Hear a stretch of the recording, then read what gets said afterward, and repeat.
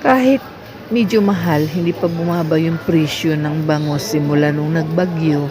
280 ang kilo sa bangus.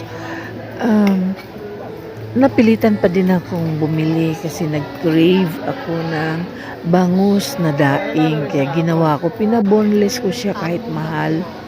Go pa din ako. Dali. Sabi pa nga niya, ano daw, pag panood sa laro, sigurado, maralala ko pa rin.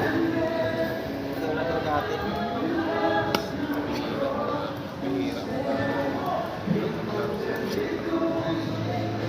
Sa bahay nila, dito. Yun namang gumagawa, nagbubunlis. Habang nagbubunlis sila, panay chismisan naman nila. Kaya wala, nakikinig lang ako. Wala naman akong alam kung ano yung mga pinagkikwentuhan nila. Pero wala talaga akong magagawa kung hindi makarinig ng mga pinag-uusapan nila. Siyempre, pinanood ko yung ginagawa nila. At pinanood ko rin, kinuhanan ko ng video yung kanilang pagbubunlis. Kaya ayun, nakikinig lang ako sa mga chismisan nila. Ayun lang po guys, thank you for watching.